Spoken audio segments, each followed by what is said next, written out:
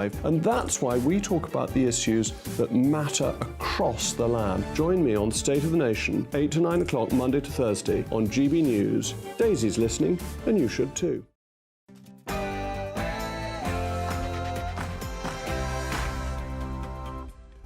Hello there, it's 6 o'clock and I'm Michelle Dewberry. Coming up tonight, are our laws fit for purpose when it comes to policing extremism?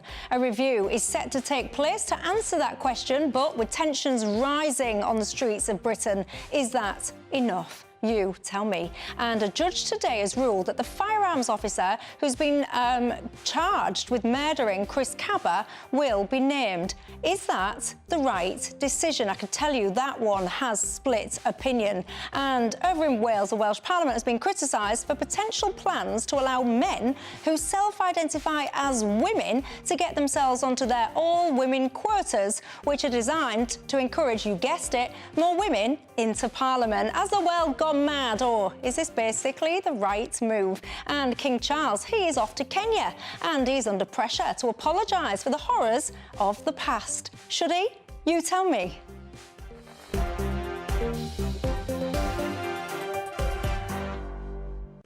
Yes, we've got a lot to get through tonight's feisty debate coming your way. But before we get stuck into all of that, let's cross for the live headlines with Aaron Armstrong.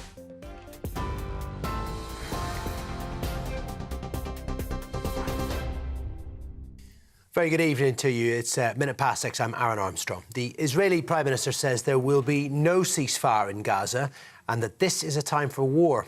Benjamin Netanyahu promised to stand against the forces of barbarism until victory is achieved, describing Hamas as part of an axis of evil being formed by Iran.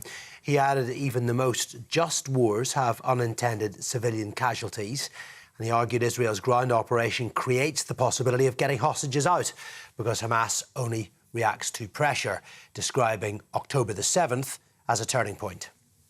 Israel will not agree to a cessation of hostilities with Hamas after the horrific attacks of October 7th. Calls for a ceasefire are calls for Israel to surrender to Hamas, to surrender to terrorism, to surrender to barbarism. That will not happen.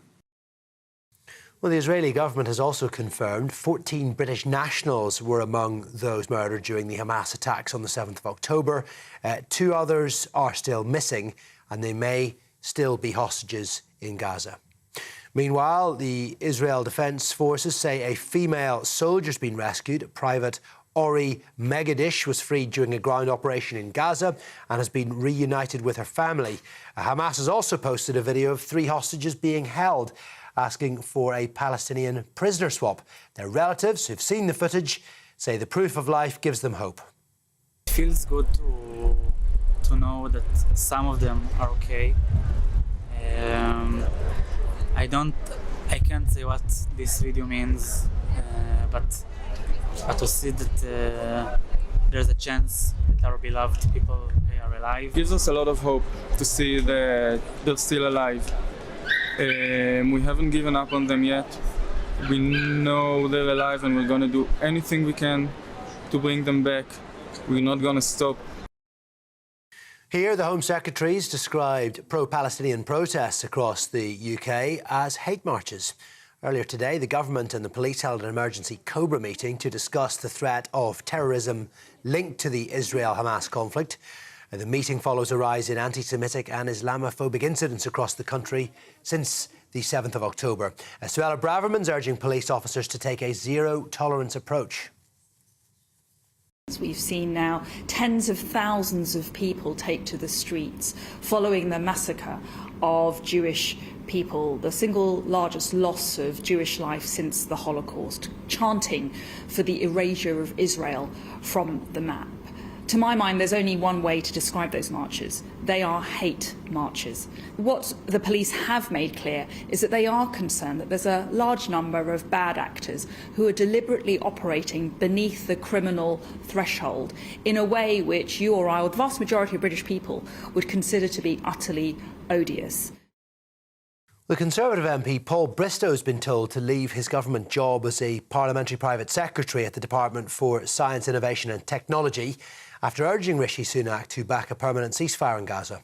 Downing Street says his comments aren't consistent with the principles of collective responsibility. In other news, the police officer charged with murder following the fatal shooting of Chris Kaba will be named publicly. The officer's name and date of birth will be made public on the 30th of January. Their home address or any image of them cannot be published. Mr. Kaba died when he was shot through the windscreen of a car in southeast London last year. I'm afraid to say more wet weather is set to bring disruption to several parts of the country ahead of the arrival of Storm Ciarán this week. There's potential for flooding and transport disruption in Northern Ireland amid an amber rain warning, and heavy rains also expected in the south and southeast of England. The Met Office warning of winds up to 90 miles an hour in some areas. Just Stop Oil activists who climbed a motorway gantry on the M25 have avoided jail. 2 protesters were handed suspended sentences for deliberately defying an injunction, while a further 10 others were not given any penalty after a High Court judge found they weren't aware of the injunction by Just Stop Oil protest organisers. It comes as 62 activists were arrested at a demonstration in London this morning after lying down on the road near Parliament Square. This is GB News on TV, on digital radio and on your smart speaker too. That's it from me. Now it's over to Michelle.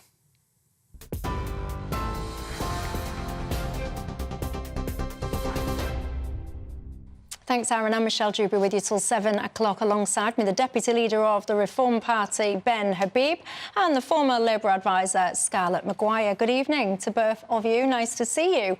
You know the drill as well, don't you? You can get in touch with me in all the usual ways. GBViews at gbnews.com is how you get hold of me, or you can tweet me at GBNews.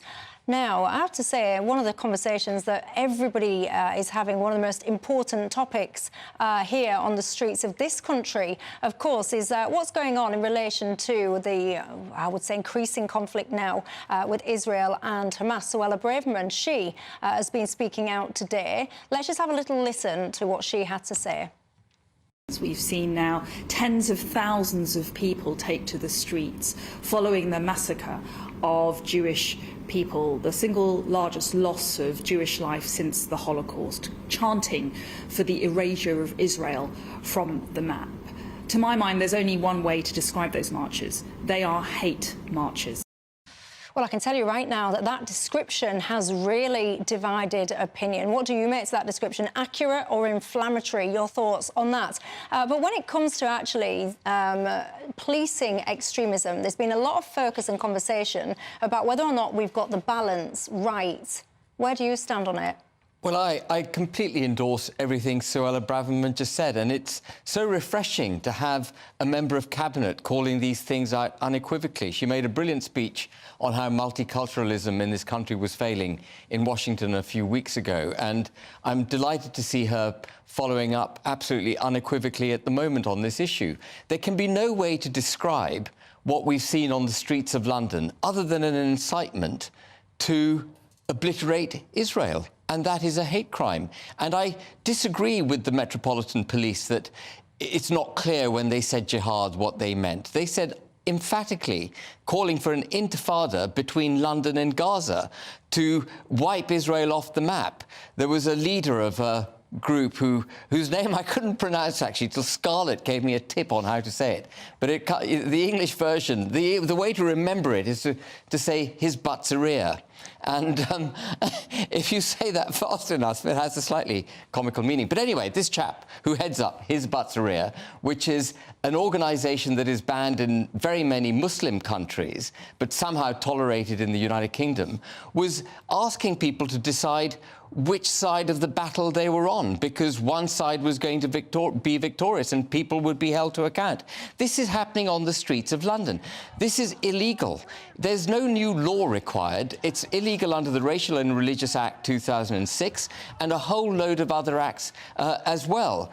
And, you know, we've seen this, haven't we, Michelle? When it suits the Metropolitan Police to make arrests, for example, people protesting against lockdowns, Lawrence Fox advocating that those ULEZ cameras should be taken down. They act in force. There was that wonderful lady who was praying in silence outside an abortion clinic, and she was arrested. And yet you've got over 100,000 people on the streets of London advocating the obliteration of a nation which is an ally of the United Kingdom, and no action is taken. And I find that absolutely offensive. Suella's spot on.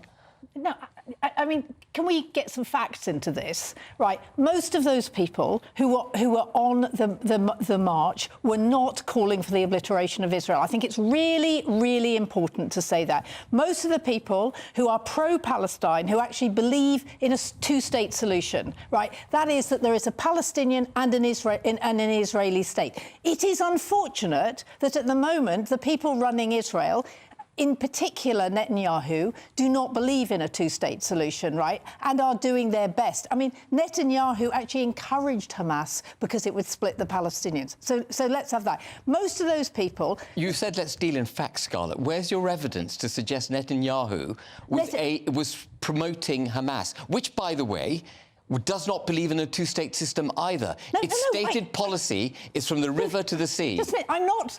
what I'm saying is I could find you the quote. I mean, he's made no secret of it, is that the thing about Hamas is a terrorist organisation. There is absolutely no question about that. What happened to that massacre was unforgivable and inexcusable. I'm not saying anything about Hamas. What I'm saying is that Netanyahu, which is why there is such divisions in Israel, is that Netanyahu has made no secret, right, that he thinks encouraging Hamas splits the Palestinians because of Fatah. But can I say, it's really, really important that we get this right. Most of those people on that march, I mean, I would have said 99% do not support Hamas. Most of those people on that march support a two-state solution, and they are worried about the Palestinians. And being worried about the Palestinians does not make you anti-Israel. Absolutely. But if you're calling for jihad, if you're calling for an intifada between London and Gaza, if you're calling for the wiping out of the state of Israel, you need to be arrested. The head of this His Batzaria is going around completely unabashed, disclosing his cards completely and not being taken to task at all by law enforcement. Yet a woman praying in silence in her head outside an abortion clinic can be arrested. And how many people... That tells you how politicised the police have become. I know, and that's what the people who are anti-monarchy found out on the day of the coronation. How many people were arrested? 70 were arrested, OK? No charges made. I mean, yes, the police decide every day what they want to do, but it isn't always, it isn't always on my side or your side. I mean, they can be all over the place. And the reason the woman was arrested was because there's a buffer zone for abortions, right? Is that actually outside abortion clinics, you are not allowed to go too close because it really, really upsets the women going in there to do a perfectly legal thing. She was standing there silently, Scarlett. It doesn't matter. It doesn't matter. But she was standing there trying to, respond to the people having the abortion, which is... Yeah. Not really permitted in that zone. But let's get back on the topic. You say, Scarlett, that majority of those people on those marches are peaceful, law-abiding, they want a two-state solution, fine. For the minority of people that are not peaceful, that don't want a two-state solution, that absolutely do want to see Jewish people obliterated, I mean, it's in Russia, so I don't want to try and frighten people by suggesting that anything similar is happening here, because it's not. But when you see those scenes of that airport, it was disgraceful. I don't even know if I've got some of that footage. It was absolutely disgraceful what happened in that airport. I mean, trying to find out whether somebody is Jewish, I mean, whether somebody is Israeli is bad enough. And we've had this in the old days of... I mean, look at this, guys. This is what I'm showing you on the screen. I just want to reference what we're seeing here. This is people who are... I mean, I want to call them people, but at the same time, they're acting in an animalistic way in my mind. And then people say, oh, Michelle, don't insult animals. Well, they're barbaric, aren't they? That's the best word. They are barbaric. I dread to think what they would have done if they'd have found someone that met their definition of being the wrong person, whether that's an Israeli or whether that's a Jewish person, because I can bet my bottom dollar they would have not got hold of that person and said, hi there, can we have a rational debate about what is going on? They, to me, look like people that were intending to harm. So my question is to you, Scarlett, yes, fair enough, the majority of people on the marches in this country, peaceful, nothing wrong and all the rest of it, great. But the minority of people that are not in that camp that are wanting to cause harm to British citizens, whether that's Jewish or beyond, do you think the approach to those people is strong enough? Now, I mean, the reason I can't stand those people is because of what they do to the marches, right? Is you have... I mean... That's not my question. No. I'm asking whether or not the police response is strong enough. I think the police should be saying we don't have hate crime on... But I think they have to do it on every march. That'll tell them. Someone trying to whip up people to go around beheading people, standing there saying we don't have hate crime. That's not going to fix it, is it? Yeah, what you say is you're not allowed to say that. You're not allowed to shout those things. And you say that whether it's... Well, they are shouting those things. I know, but I wish the police... The question is, are the police responding properly to those people that are intent on trying to whip up people, I would argue, to commit acts of terrorism on innocent people in this country?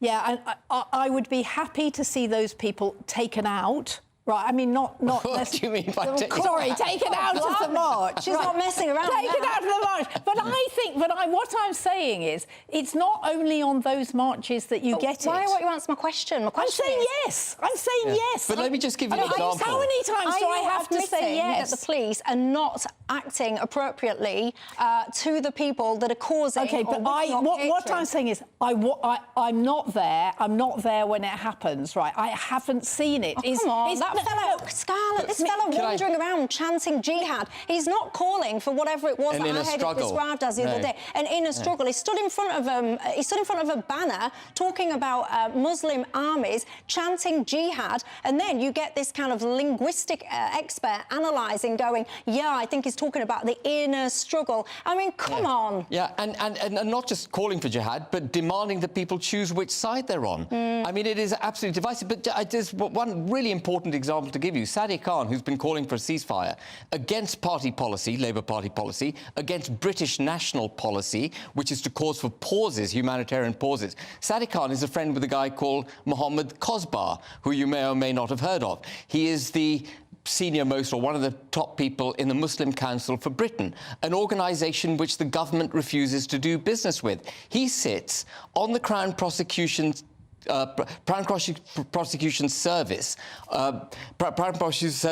on the panel of hate crimes. This is a man who has praised the founder of Hamas, and he sits on the Crown Prosecution Service's panel to deliberate on hate crime. And there you have Sadiq Khan, who has a very large influence on the Metropolitan Police, calling for a ceasefire against policy, against Labour Party policy. So, are you just a minute? We keep talking about Sadiq, and this is because I'm joining the dots between Kosbar, who's on the CPS, on the committee for the CPS scrutiny of hate crime, and Sadiq Khan, who's calling for ceasefires, which is basically undermining Israel's ability to take Hamas to task. And this is what we're seeing on the streets of London. Ben, the reason Sadiq, as you quite rightly call him, I'm sorry, I always call him Sadiq. The reason he is calling for a ceasefire is because, I mean, the aims of Israel, I mean, anybody is now saying this is never going to be met. At the moment, there is a child being killed every 15 minutes. There is so little humanitarian aid getting in that people are starving. What he is saying, so yes, it is against Labour Party policy, but Sadiq is doing it for humanitarian reasons. No, everyone is calling for humanitarian pauses. Ben, I happen to know Sadiq. I happen to be speaking to him. I was speaking to him about it yesterday. She's been talking. I was speaking to him about it yesterday. Right? We were talking about the Palestinian thing. He does not understand why Hizb ut-Tahrir was not outlawed under Blair. Right? Don't say that this man is an extremist. Sadiq Khan put up a poster the other day. His office put up a poster of 4 white people on his website saying that these people, white people, do not represent London. This man has a direct influence over the Met Police. He's good mates with a guy called Mohammed Kosbar, who has praised in the past the founder of Hamas. Hamas is an organisation which wants to wipe out Israel. We don't need to do a lot of joining of the dots to get to the conclusion. This isn't true. And, well, it is true. No, and there's a big difference between calling for a ceasefire and calling for humanitarian pauses, which is an agreed policy at UN. No problem with humanitarian pauses. I've got a real issue with Sadiq Khan and other leading politicians calling for a ceasefire, which is basically asking Israel to give up its right to pursue Hamas. No, it's not. It's actually asking Israel to stop killing. No, that's a humanitarian pause. No, please tell me, stop telling me what I know. The reasons that, I mean, you can look at Sadiq one way. I can. That when I first met Sadiq many years ago, he was working with Jews and with Christians. He's always worked across the faiths, right? There is absolutely no question that that's what he's done. And that's why, the weekend that he was elected, he went to a synagogue and he had a service in a cathedral, right? Because he is cross-faith. He really believes in that. And the reason he's causing for a ceasefire is not about, I don't know what Israel is going to achieve with Hamas, right? And actually, all the military people don't either. But what we do know is that innocent Palestinians in Gaza are being killed all the time. Well, do you know what is certainly a very emotional topic? What is the answer? Because nobody, of course, wants innocent people to die, whatever side of the fence you're on. Surely that all seems wrong, doesn't it? And, of course, Sadiq Khan is not here to respond to some of those allegations. I suspect that he might dispute some of what is being said tonight. Your thoughts, I'll throw it open to you. As always, gbviews@gbnews.com is how you can join the conversation. Now, again, a topic that has divided opinions. Should police officers that have been accused and perhaps charged of wrongdoing be allowed anonymity? Yes or no? See you in 2.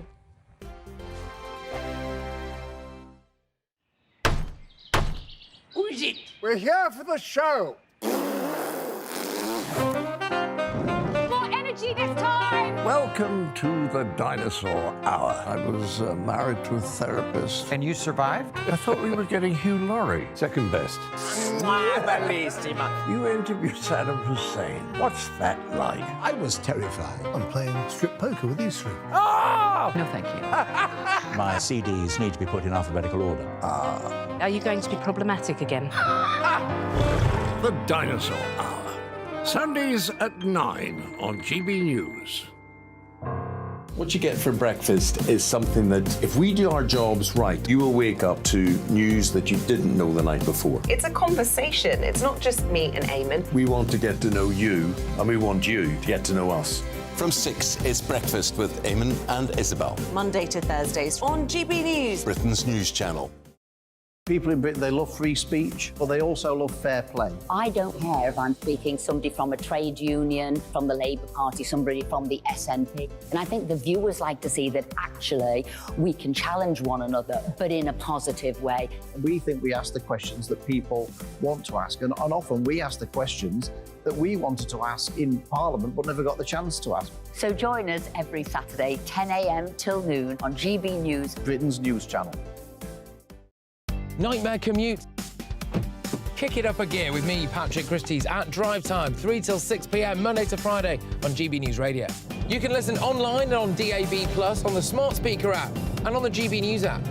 And if you've got an Alexa, all you have to say is, Alexa, play GB News. We're also on TuneIn and the Radio Player apps. From the school run to rush hour, get revved up with me, Patrick Christie's, on GB News and GB News Radio.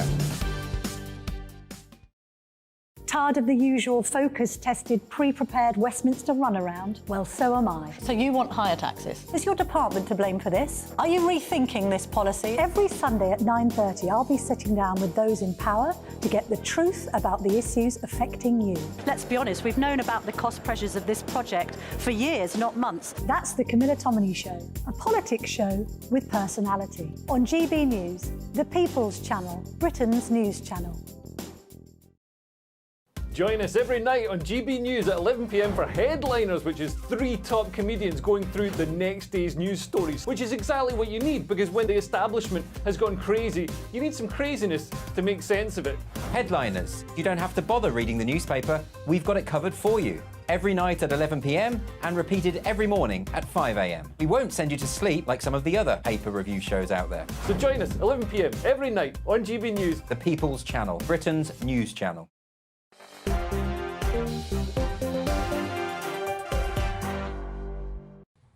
Hi there, I'm Michelle Dewberry till 7 o'clock tonight alongside my Deputy Leader of Reform, Ben Habib, and the former Labour advisor, Scarlett Maguire. Some quite passionate debate before the break. If you've just tuned in, you missed it, about the situation in, well, I would say on the streets here of Britain and the impact that the scenario, the situation, the war now with Israel and Hamas is having here on the streets. Archie says the Home Secretary is correct. They are hate crimes, pure and simple.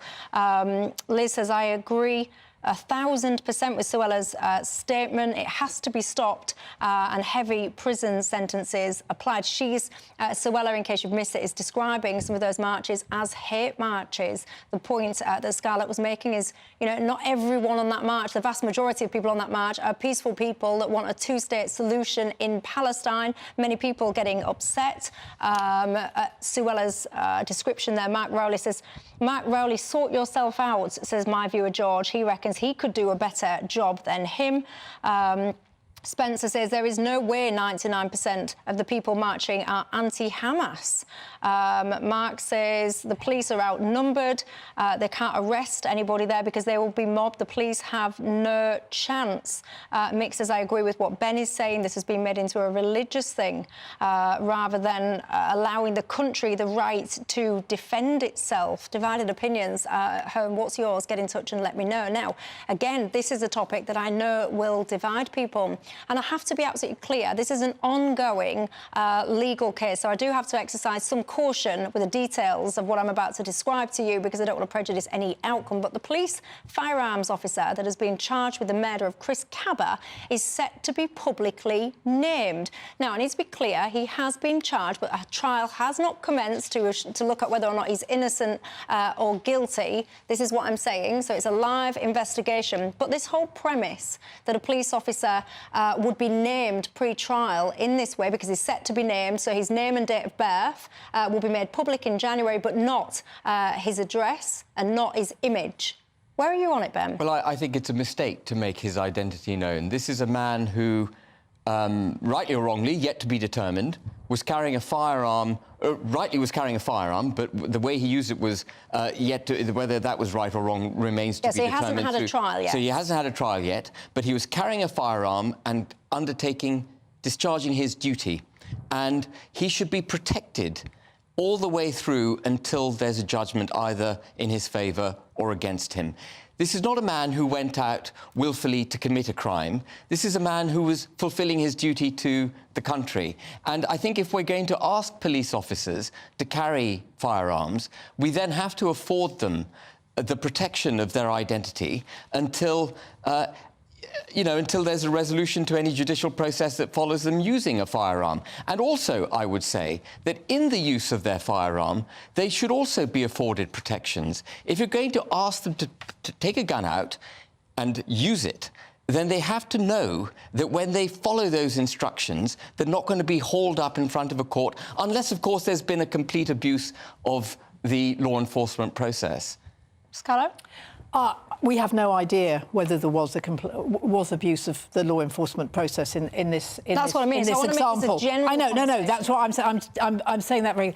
I think it's absolutely right that he's named at the trial, and I think that what we have a real problem of trust with the Metropolitan Police, and we've got to do something about it. And in this particular case, the people, a lot of people in Brixton feel that what happened was wrong. To then protect the policeman in a special way that is not afforded to anybody else would be wrong. I think that, in a much wider context, we desperately need and I know Mark Rowley's trying to do it, but very slowly, that we have police officer after police officer. I mean, there are real problems with police officers and the black community. I mean, we've had 2 people sacked last week because they said that they thought there was cannabis when they took these two people out of a car. There are massive problems with women. I mean, there are the big ones where it's rape and it's and murder. But if you read the Daily Mail, about every 2 weeks there's a police officer who's been done for taking advantage of a vulnerable woman. So you think the Met is pretty useless? No, I think they have to improve. I think they have to improve so that we can trust them, right? And I think that London needs to be able to trust the Met. And one of the things is that when somebody goes into court, we have to know who they are.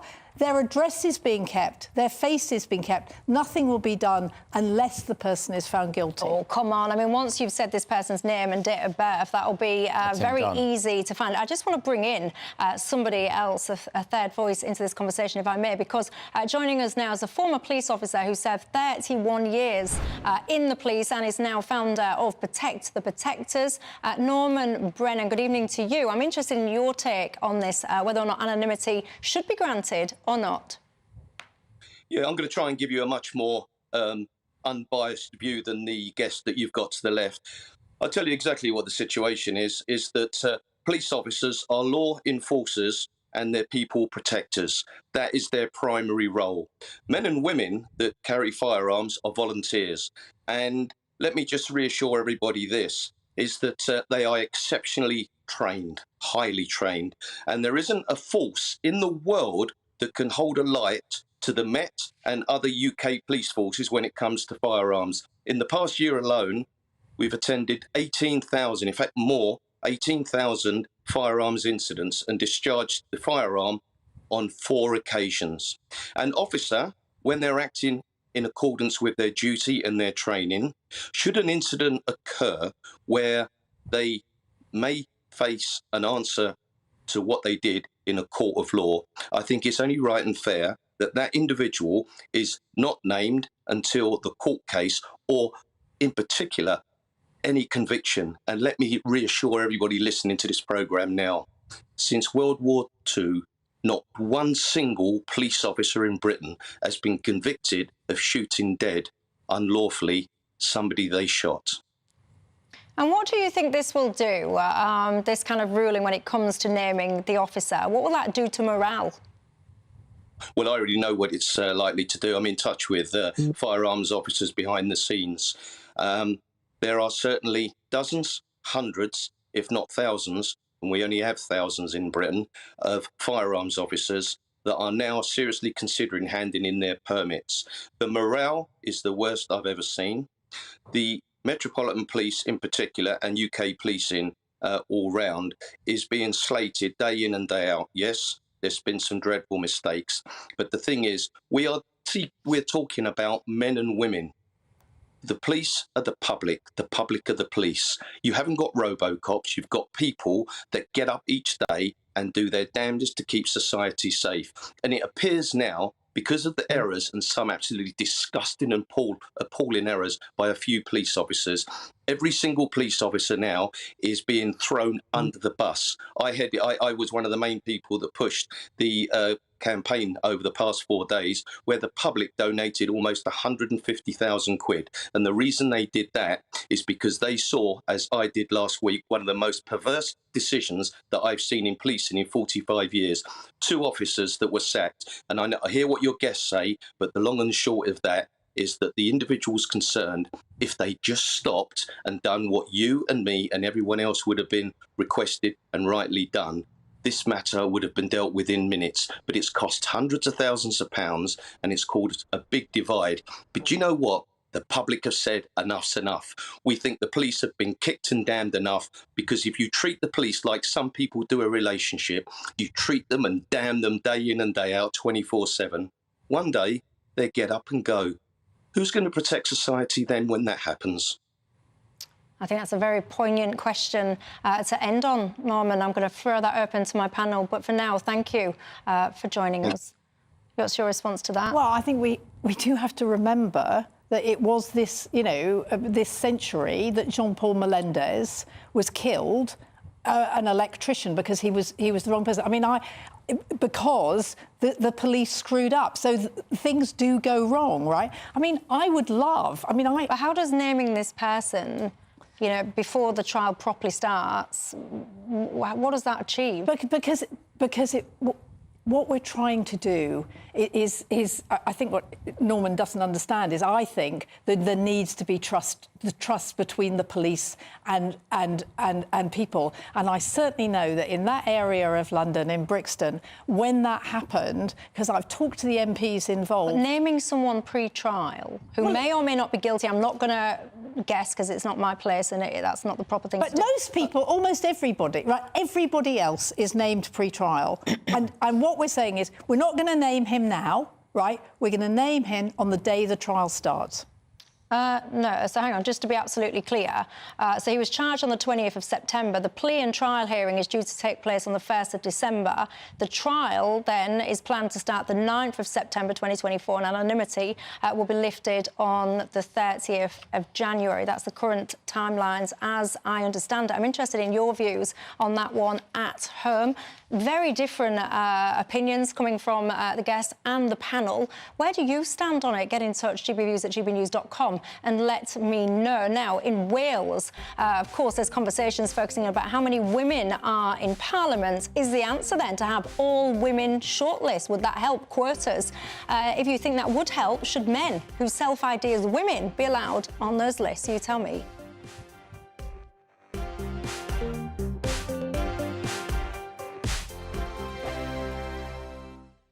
I'm Andrew Doyle. Join me at 7 o'clock every Sunday night for Free Speech Nation, the show where I tackle the week's biggest stories in politics and current affairs with the help of my two comedian panellists and a variety of special guests. Free Speech Nation, Sunday nights from 7 on GB News, the People's Channel, Britain's news channel. In a world of dull and predictable radio and TV shows. Oh, hi. On Mark Dolan tonight, we've got big guests. We drill into the big stories of the day. The show adds up to a brilliant listening and viewing experience. Mark Dolan Tonight is the most entertaining current affairs show ever, and that's a fact. Join me, Mark Dolan, Fridays and Saturdays from 9, Sundays from 10. Only on GB News, the People's Channel, Britain's news channel. There's only 3 people you can trust in life. Your doctor, your lawyer, and your nana. I'm not sure. So join me, Nana Acquare, at 3 p.m. every Saturday and Sunday, where we discuss the biggest topics of the weekend. Be ready for battle. Could you be quiet? What is this? It's my new teeth. It's your new teeth. I don't bite. Well, not without a good reason. Always honest, always fun. Every weekend at 3 p.m. on GB News, the People's Channel, Britain's news channel.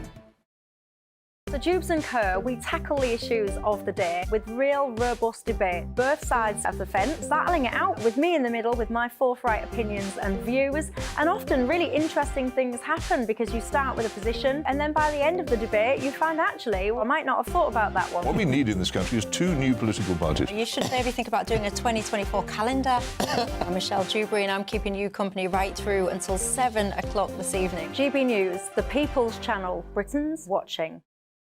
Join us every night on GB News at 11 p.m. for Headliners, which is 3 top comedians going through the next day's news stories, which is exactly what you need, because when the establishment has gone crazy, you need some craziness to make sense of it. Headliners. You don't have to bother reading the newspaper. We've got it covered for you. Every night at 11 p.m. and repeated every morning at 5 a.m. We won't send you to sleep like some of the other paper review shows out there. So join us 11 p.m. every night on GB News, the People's Channel, Britain's news channel. Who is it? We're here for the show. More energy this time! Welcome to the dinosaur hour. I was married to a therapist. And you survived? I thought we were getting Hugh Laurie. Second best. You interviewed Saddam Hussein. What's that like? I was terrified. I'm playing strip poker with these 3. Oh! No, thank you. My CDs need to be put in alphabetical order. Are you going to be problematic again? The Dinosaur Hour. Sundays at 9 on GB News.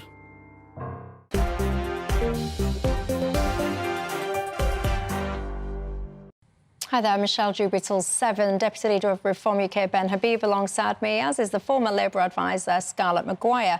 That conversation just then about whether or not the police officer should have anonymity has really, again, divided you people. Richard says no way should that police officer be named at all. Short and simple. John says he should be named, the same as any other individual. Why should he get special treatment? Barry says police are upholders of the law. They should not be above the law. They should be treated the same as everybody else. If if the name of a public individual would be made available, then so, Barry says, should the police officers. Literally, Yvonne says he should remain anonymous. Again, you are just literally probably, I would say, 50-50 on that one. Keep your thoughts coming in. Have you heard this story? When we talk about Parliament, pretty much anywhere, really, in the land, the conversation about how many women are in there seems to be something that we have a conversation about quite often now. Over in Wales, the government there has been criticised because it's been leaked that apparently they are very keen to get more women into parliamentary roles and therefore are looking at gender quotas, all women shortlist, that kind of thing. But it looks likely that if a guy self-identifies as a woman and therefore is a transgender woman, that person should be allowed onto the all-woman shortlist. Do you agree with that? No, completely disagree with it. I mean, a man may wish to be called Jane and he may think of himself as a woman, but that doesn't make him a woman. And it stands about 2 seconds worth of scrutiny to determine what I've said is absolutely right. And no amount of pandering to this ideology makes it right. Indeed, I would go so far as to say, Michelle, that you shouldn't call him a trans woman. He's a man and he's trans. He's a trans man, and he should stay on the men's list. Women are women, and if they wish to transition, if they think of themselves as men, then they're trans. They're still women, and they're now trans women. And so, I think the important point here, the serious point here, is that our language is being undermined by the way that these labels are used, and it's part, I think, of a much bigger hollowing out of the nation-state that is the United Kingdom. And, language is being hijacked habitually to make ideological cases. So, for example, calling a man who wishes to be a woman a trans woman is pandering to the hijacking of the English language. Do you agree? No, I think first of all we have to say that all women shortlists came in as a way. So in a parliamentary seat or in a council seat, or in this case in Wales in a Senedd seat, when you're selecting the person that you want to stand, you only have women to choose from and the Labour Party brought it in because we just were not getting women, and that's why they came in. So and it did work. I mean, in 1997 there were 101 Labour women. It was the highest there'd ever been, and that was because of all women shortlists. So that's why that happened. I think I don't mind if transgender women, and we can have another argument about transgender women, go on the seat. It's very difficult to get selected. The odds of a transgender woman being selected, very, very low. I mean, most people they'll go for somebody they know. There is a women problem. But I am one of these women. I do not feel threatened by transgender women, right, at all. I mean, I'm quite happy that if one was born a man and is very, very unhappy being that they can become a woman. And frankly, this has been going on for centuries, right? There's been, but it's just been quieter, and now it's loud. Oh, I've got so much I want to respond to that. So, I mean, let's just never mind the trans bit for a second. Like, I don't agree with all women shortlists. Right. And you celebrate and you say, oh, we ended up with like 100-odd women, and that's, to you, a big tick in the box. I want to end up with a parliament that has got the best people in that seat. I don't care if it's a man or a woman or whatever. I just want the best person to represent that area. And if that is a woman, brilliant. If it is a guy, brilliant. And I think when you start alienating there or thereabouts 50% of the population from being able to stand, just so somebody with a skirt on can stand, I find that a little bit peculiar. Well, I mean, what's... Well, actually, not even a scare these days. I was going to say somebody... I was going to be quite crude with my analogy. Yes, you were going to be quite crude. I was going to be crude, and I softened it to say scare. If we're going to have an argument over all women shortlist, let's just keep it to all women shortlist. So the problem was that women were not... really excellent women were not being selected. Why? Why? Well, because it was a boys' club. I mean, you know, it was the same in the Conservative, but it's the same in all the parties. Is how do you get women selected? And this was the only way. So they tried it. I mean, one of the big opponents of all women shortlist was Arthur Scargill, because he could no longer get his minors people, the people he wanted, because that's how a lot of seats were decided. It was decided in small rooms, and it was, you know, a man was put up. Life's moved on from that, and women are now active in politics. So why do we still now need these all-women shortlists? Because it doesn't. You still don't get proper representation. I mean, what do you call proper representation? About 50-50. So you think that Parliament should reflect the sex split in public? And I think Parliament should reflect Britain, actually. I think it's really good that... And it's interesting that David Cameron, with his A-list, and you see it, Rishi Sunak, Suella Braverman, Liz Truss, terrible mistake, but that actually David Cameron did it another way, and he brought in lots of women and lots of people of ethnic minorities, and it transformed the Conservative Party. Yeah, I mean, there is so much. I was just about to say, there is so much we can unpick and unpack there. Always fascinating how it's always a situation where guys can just self-ID as a woman to shoehorn their way into power that way. It's never the other way around. Can a woman self-ID as a man and get the benefits that come with that? I don't know. You tell me. What do you make to it all? We could continue that conversation, but I also want to talk to you about the King. Going over to Kenya, he has been suggested, to put it mildly, that he should apologise for crimes committed by the British government in Kenya. Do you think he should or not? You tell me.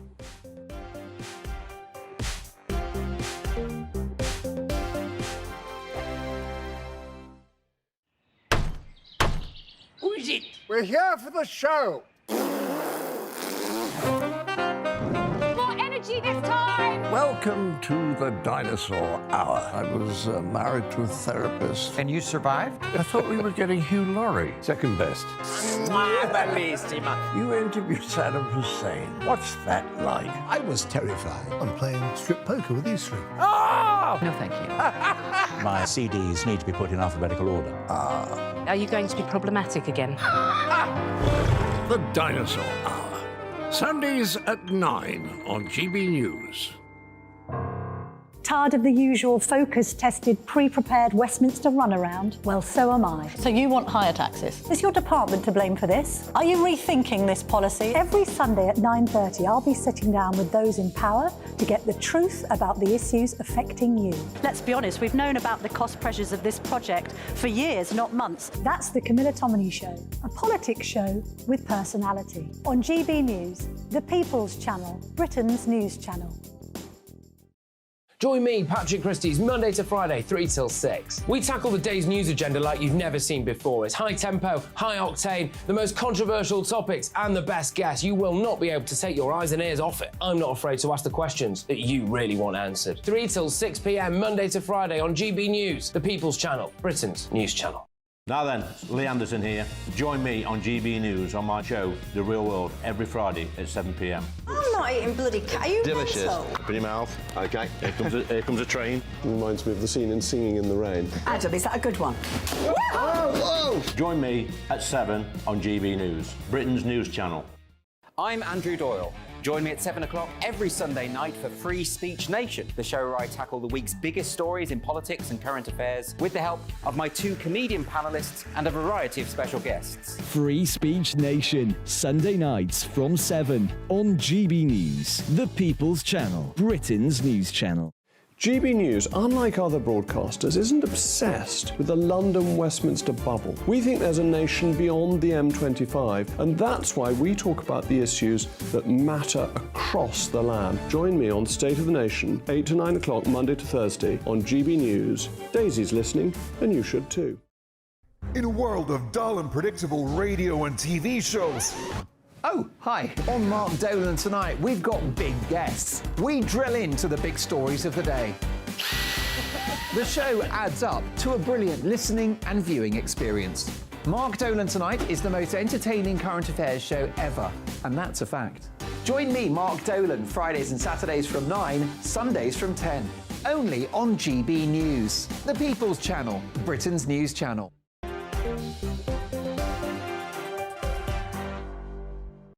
I can tell you that conversation, I'm just looking at my Twitter. I could have continued that conversation for a whole lot longer, that whole conversation about whether or not men self-IDing as women should be allowed on all women's shortlists. Keep your thoughts coming in. Deputy Leader of Reform UK Ben Habib alongside me, as is the former Labour advisor Scarlett Maguire. Again, you are divided on this. Mark says, I don't care what sex or gender or whatever politicians are, but you should get your job on merit. Claire says we don't need 50% women MPs. We just want decent MPs, quite frankly. Cynthia says, who cares what sex anyone is if they do a job? It doesn't matter. Surely it is the best person for the job. Darren says, do you think there should be 50% female bricklayers? No, because look, the reason. No, just me. Hey, you've got her there, Darren. No, I don't care who lays bricks. I do care who runs my country, and actually the change of women means that childcare is taken much more seriously. Scarlett, you know, we've got this diversity, equality and inclusion infecting every aspect of our institutions now, including the armed forces. So the Air Force is now under pressure to, you know, recruit people from minority ethnic backgrounds, religious minorities, transgender, women, whatever. And actually, surely we must all agree that our military should only be chosen on the quality of their ability to defend the country, their ability to defend the country. And women and ethnic minorities can do the country. But no, I think it's what's important about Parliament, right? Is what they're talking about. It's about things like taking rape seriously. I mean, that's why you need women. You need women because they see things differently, and because women have said, you know, things like childcare are not about a private thing. They're about public services. And actually, women have changed Parliament and they've changed the debates. Well, I'm a woman with a child, and I actually think childcare is the responsibility of both parents, not just the woman. But hey, maybe I'm old-fashioned. Let's talk the King, shall we? The King's got a state visit to Kenya starting tomorrow. There's been a lot of calls for him, basically, to say sorry for past atrocities. Do you think that he should? So this is a really interesting one, because unlike most of the other demands of apology that are made, there are some people from this part of history that are still alive. I mean, generally, we're being asked, and people like the Archbishop of Canterbury are very willing to apologise for the slave trade that took place 200 years ago. But there are people alive from the 1950s who suffered, you know, with the brutal put-down of the uprising in Kenya. But there is also another marked difference, and it's this, that there was a judicial process that went through in 2013. A court awarded £20 million worth of damages to 5,000 survivors from that, from the brutal putting down of that revolt. And that should be the end of the matter. I mean, it's a testimony, actually, to this country that it's able to self-police itself, have a judicial process and award damages. And no, I don't think the King should be apologising for what happened in 1950. It's happened. And what we've got to stop doing as a country is taking the knee to this relentless pressure that we should be ashamed of our past. We should be very proud of the United Kingdom's past. We should be very proud about the contributions that we've made to the world over centuries. The agricultural revolution, the industrial revolution, the exportation of common law, which has been so brilliant and beneficial for global trade. And I could go on and on and on, including, of course, the establishment of human rights, abolition of slave trade, and then the enforcing on the high seas of the shutting down of the slave trade. We never get any of that. No, he should not be apologising. Scarlett? I don't know why people make such a fuss about saying sorry. I mean, what is wrong with going there and saying it happened in his lifetime? I mean, it's really, as Ben said, this is a very different thing. It happened in our lifetimes, right? And his mother was on the throne when it happened. And if you read about the way the Mau Mau were treated, and this appalling, yeah. it is absolutely appalling. I mean, we're talking about castration. Yeah, it was awful. He is awful, right? And all he has to say is, of course, it's. It was quite interesting. Some years ago, you might remember, there was a big investigation, select committee into children who were sent after the war. They were sent to Australia and they were sent to Canada. Poor children. They were told their parents had died. In particular, they were told they didn't have mothers. And they were treated abominably in both countries. And one of the organisations that sent them was Action for Children. And I was at the select committee with the woman from Action for Children, and she said, and she hadn't been there at the time, right? And she said, of course we're sorry about it. It was an abominable thing to do. Of course we're sorry. It is absolutely terrible. Meanwhile, you know, the people from the Catholics said it's just like going to boarding school. Well, there you go. That again, I suspect, is a conversation that will divide you at home. So I shall let you ponder your thoughts over the evening. But look, time flies, doesn't it?